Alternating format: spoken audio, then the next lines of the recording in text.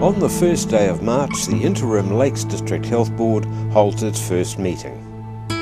Headquartered at the Rotorua Hospital, it is one of 21 new health boards that came into being at the beginning of the year, the Labour government's replacement for the old Crown Health enterprise system. But it's not just a new name that's involved. Since January, changes have started to be put in place meant to redirect the whole philosophy behind the way that district health services will be run. Driving the difficult process of beginning to establish a new regime is Acting Hospital CEO Kathy Cooney. We did have to shift from a company private model into a much more, or a fully transparent way of working as a board and as management staff through, the board meetings were to be open to the public, the documentation, etc. I'd have to say that for the staff and the management of Lakes and myself, the ethos of a district health board actually sat a lot more comfortably with us in terms of what it means to work in the public health sector. And I'm really proud of how everybody rose to the challenge and moved into that new way of working. As the new board meets, it is conscious that it's only an appointed transitional one until local body elections later in the year. And importantly, it's the first health board meeting open to the public for many years. Not that the subsequent front page headline makes any better reading. Explained as the hospital's current money woes, a financial shortfall to the tune of $5 million, and the new board's impatience to fix things in the face of layers of health ministry bureaucracy as they come to grips with creating a new primary health system. We were technically insolvent during 2001, and there were at least 2 occasions where I got within sort of about 12 hours of not being able to run the payroll and had to seek equity injections from the Ministry of Health to ensure that we could pay our creditors and pay our staff. So they were extremely challenging months as we were establishing the District Health Board. Despite the bad news, there is some interest in who will get to chair the new elected health board. One with a hand up is Glenys Sarank, but there is a whisper that Wellington already has a candidate in its sights, to be revealed later in the year.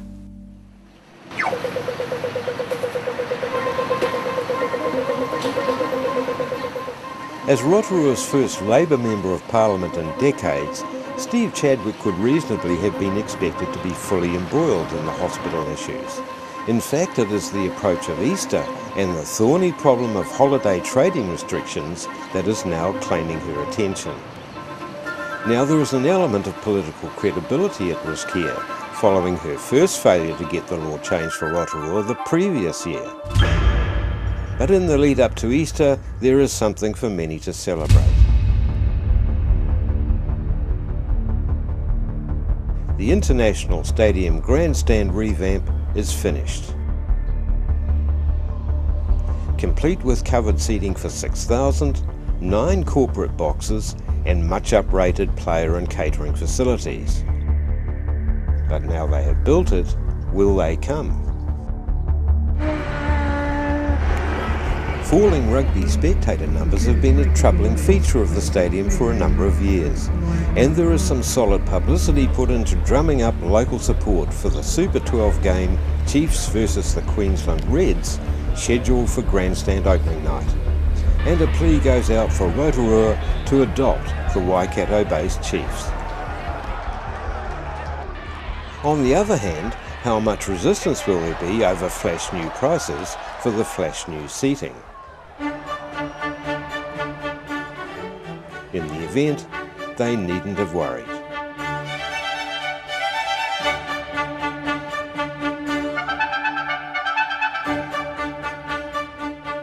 Rotorua's love of a big occasion, coupled with a warm late summer evening, brings out a crowd of 14,000. No doubt those who fought through the stadium project feel vindicated by the spectacular evening of sport and entertainment.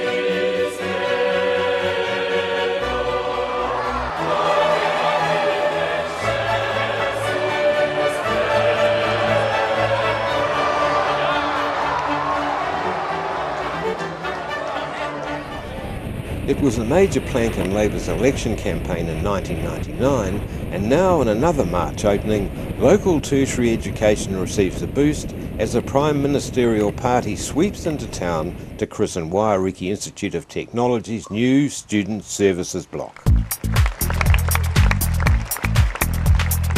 Completed in just over 6 months, the $7 million building includes lecture rooms and a range of sites for computer studies, as well as a new cafeteria and library.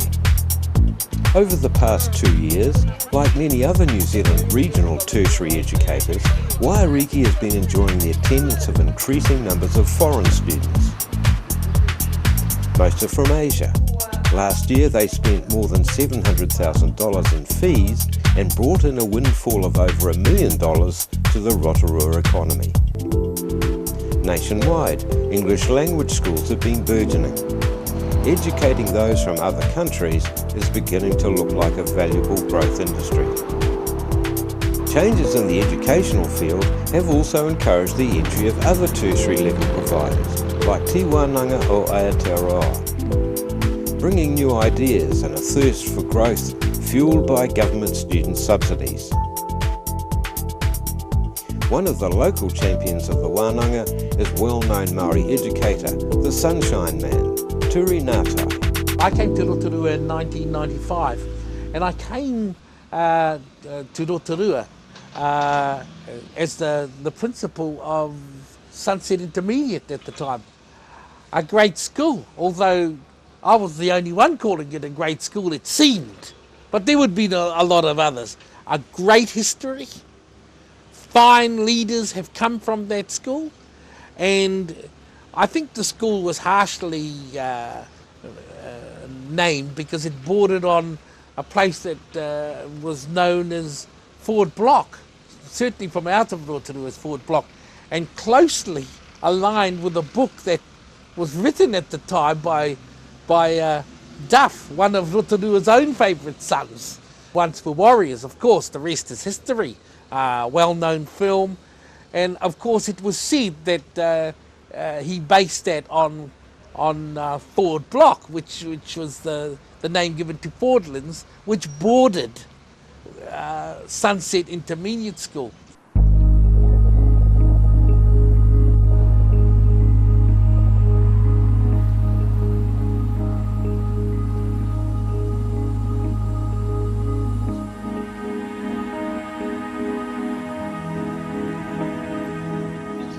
And for a number of years, the school had been suffering from bad press, if you like, until it got to a situation where the review office was looking at the school. There was talk about the school closing down, and here was I coming into the school that had this sort of reputation. So I decided to come in, and I had visions of sunset. Yes, the sun seemed to be setting. So the first thing I came in was Sunset Intermediate, where the sun always shines. It doesn't set here, the sun always shines. And hey, I could be the Sunshine Man, so I should be the Sunshine Man. And so I came and I called myself the Sunshine Man. And over the first 6 weeks, we needed to make ourselves a winning formula. Not just me, but the staff, the team, the students needed to get a bit of pride, enthusiasm back into that school, and a wave of excitement, a wave of optimism, a wave of pride, a wave of razzmatazz, a wave of self-respect and ownership of your school community. Highly regarded while principal of Sunset Intermediate School in the 1990s, Turi went on to do much to help revitalise the Fordlands community. Now in 2001, Turi Ngātai is turning his innovative and unorthodox skills to marketing tertiary education for Te Wānanga o Aotearoa, and making headlines by way of something the Daily Post dubs a mobile marae. For that week, the profile of that story went right through Rotorua, and it even went nationwide, of the mobile marae. And I know a lot of Māori from around the country were laughing when they really saw it. But for us, that was a marketing opportunity that the press had jumped on, had milked. I mean, I wouldn't have said it was a mobile marae myself, but because they milked it, we sort of followed along, and it generated a lot of profile for us. So we were very pleased with that.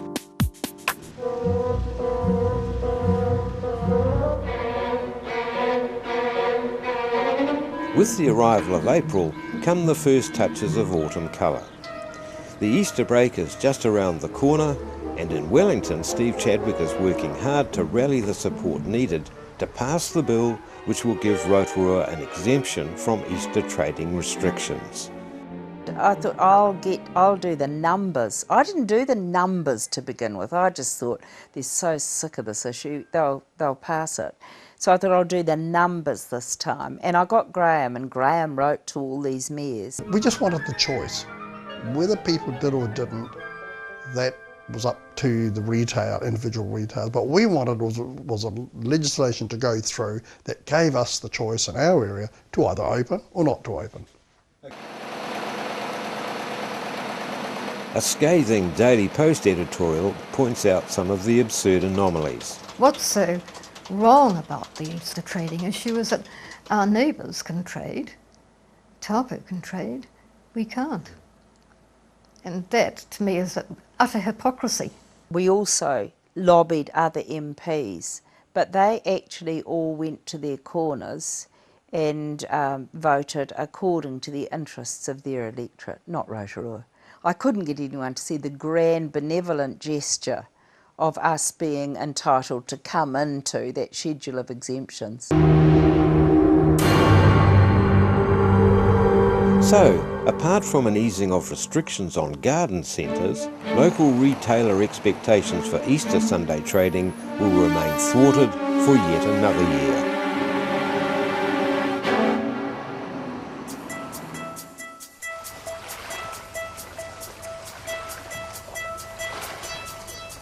Since the beginning of 2001, there have been continuing signs that another contentious issue from the previous year is still festering away.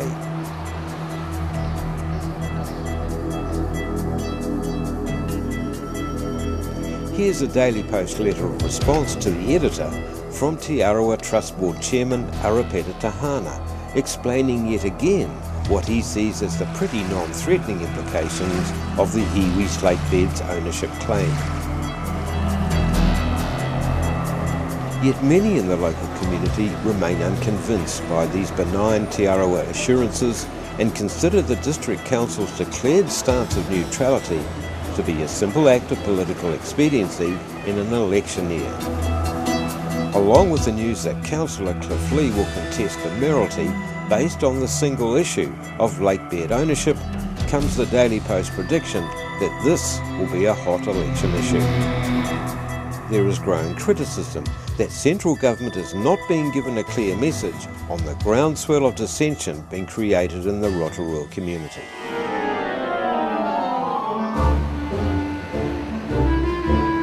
The Rotorua Review reports that Mike McVicker, President of the Chamber of Commerce, has become chairman of a group calling themselves the Rotorua Lakes Protection Committee.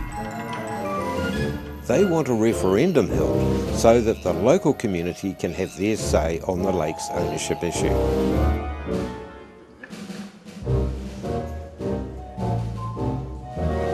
At a District Council Finance Committee meeting in mid-March, Mr McVicker makes an impassioned presentation that the review describes as a Hamlet-like bravura performance.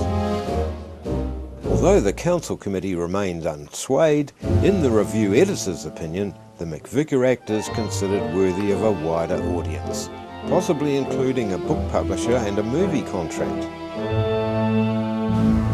Unspoken is the conjecture that such a performance might be the prelude to contesting in the council election later in the year.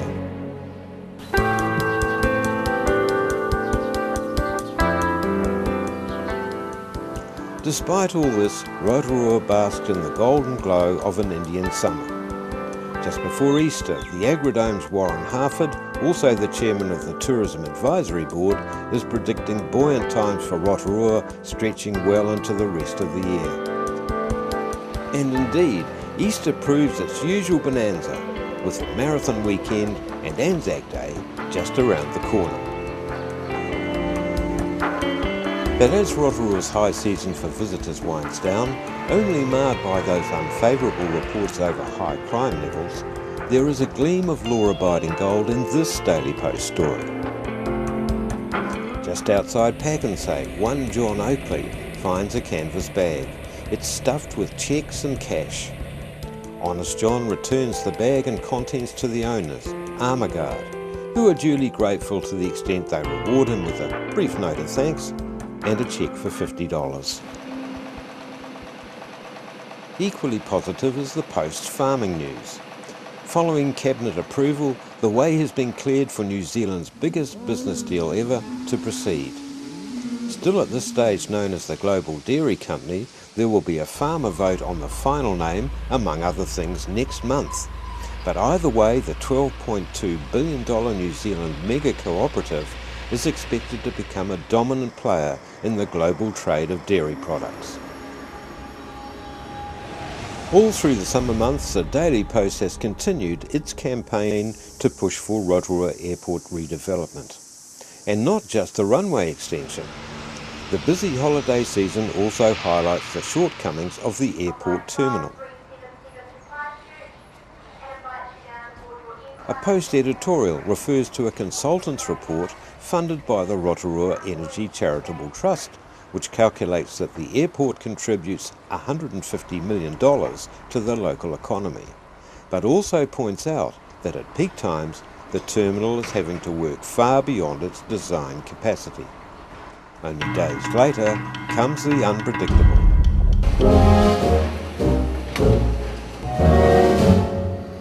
On April 21st comes the news that overnight Qantas New Zealand has closed its doors and gone into receivership. This has been instigated by Wellington Airport, who are owed hundreds of thousands of dollars in landing fees. Rotorua Airport is also a creditor for a much lesser amount. Altogether, the high-profile New Zealand directors of the airline, operating under the Qantas brand by franchise, have amassed debts of more than $20 million. It's grim news for the city, especially in light of the loss of Air New Zealand's 737 flights the previous year. I was pretty devastated, really, because Qantas were the ones that really set the thing on fire as far as we were concerned. Air New Zealand said, we don't need to extend the runway, forget about that, which was their way of protecting their own business. I understood that. We did need it because we were never going to be able to cope. They were phasing out the small 737s and putting the big ones in, and we would never have been able to have a domestic jet coming into our airport. So at the end of April 2001, with Qantas New Zealand out of the game, Rotorua's air travellers are going to have to make do with smaller jet prop aircraft and almost certainly less competitive airfares, while Mayor Hall and the Council will have to contend with a fresh set of ponderables regarding the future of plans for the Rotorua Airport redevelopment.